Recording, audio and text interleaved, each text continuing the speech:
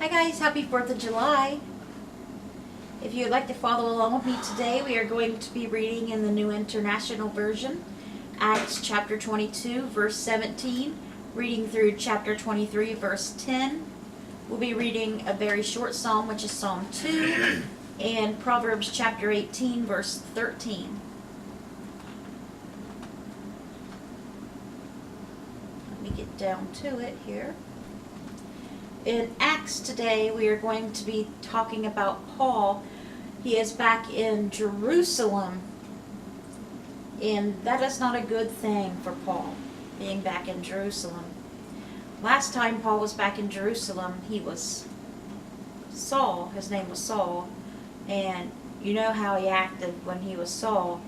Last time he was back in Jerusalem, he was bad. He was persecuting the Christians, having Christians put to death, arresting Christians, and now he is a Christian himself. So, yeah, people's not going to like that very well.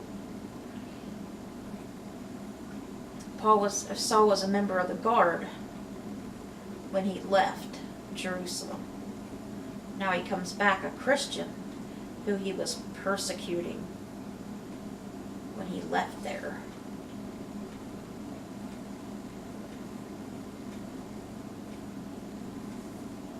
So let's get started reading that.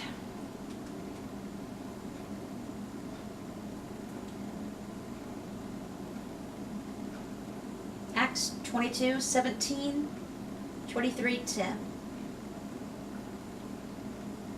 When I returned to Jerusalem and was praying at the temple, I fell into a trance and saw the Lord speaking to me.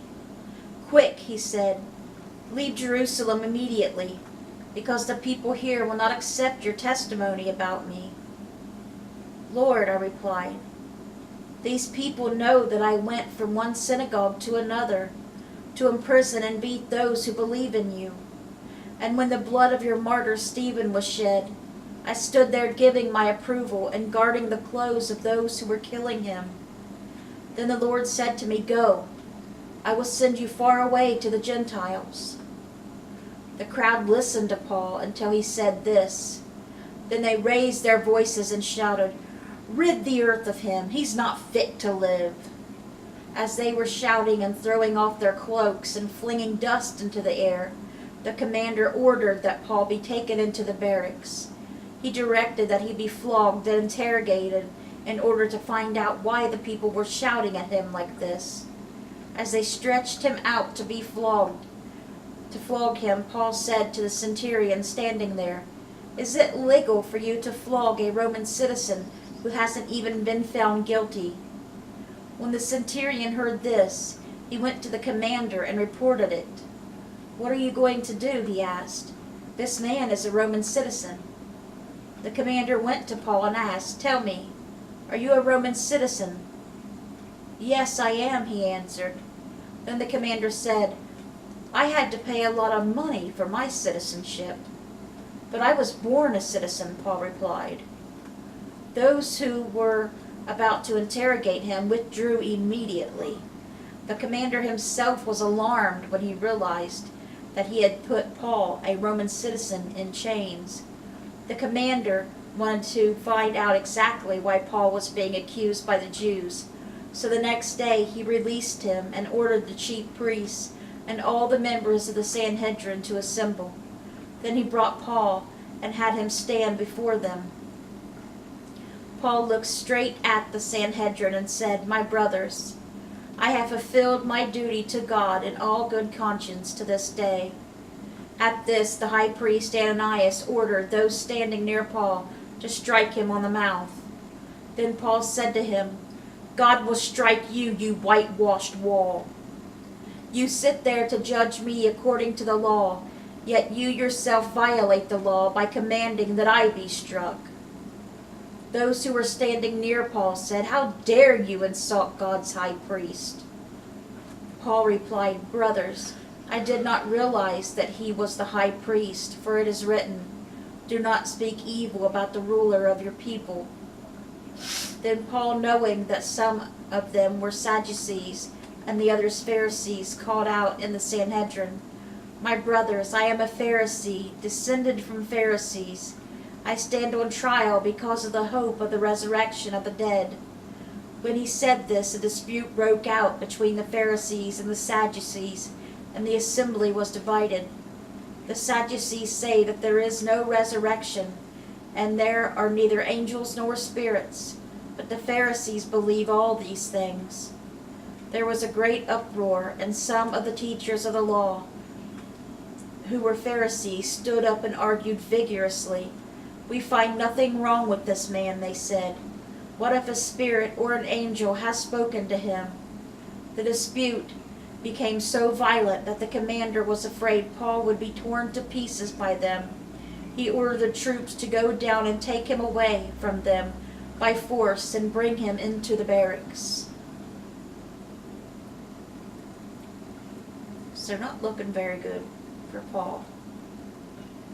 That's where we're going to stop with Acts.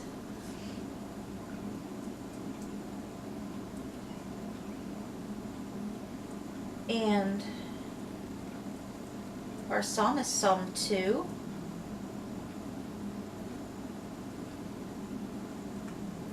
Why do the nations conspire and the peoples plot in vain?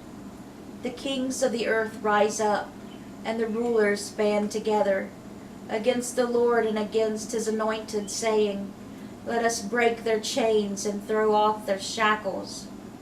The one enthroned in heaven laughs. The Lord scoffs at them. He rebukes them in his anger and terrifies them in his wrath, saying, "I have installed my king on Zion, my holy mountain. I will proclaim the Lord's decree. He said to me, 'You are my son. Today I have become your father. Ask me, and I will make the nations your inheritance, the ends of the earth your possession. You will break them with a rod of iron. You will dash them to pieces like pottery. Therefore, you kings will be wise. Be warned, you rulers of the earth. Serve the Lord with fear and celebrate his rule with trembling. Kiss his son, or he will be angry, and your way will lead to your destruction, for his wrath can flare up in a moment. Blessed are those who take refuge in him." And that was Psalm 2. And now lastly, for today's Bible reading, is for the 4th of July, 2018, is Proverbs chapter 18, verse 13. To answer before listening, that is folly and shame. Okay, guys, and we got our prayer cards here. These are in no particular order. No particular order. Some are even upside down. You gotta stay on your head. I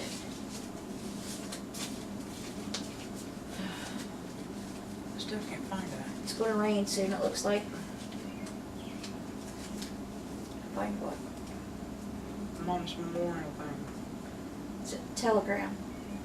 You can look it up on Facebook. Search telegram, the telegram. We need to pray for Michelle. We need to pray for the memorial ceremony. It is Saturday. We need to pray for Dora Carper. We need to pray for Barb Post. We need to pray for April and Linda Thacker. We need to pray for Sandy and Rosie. We need to pray for Sherman Crabtree. Sherm. We need to pray for Randy Post, Jody, Nikki, and Ronnie Mahorter. We need to pray for Cindy and Jim. And we need to pray for Garnet Boyer, Jim, Norma Boyer, and Cara Newman. Okay guys, that was everything for today. I hope you guys have a great rest of your 4th of July. And a great rest of your week and weekend. Let's bring those souls to Jesus, and God willing, I'll see you guys again soon with another Bible reading. Bye, guys.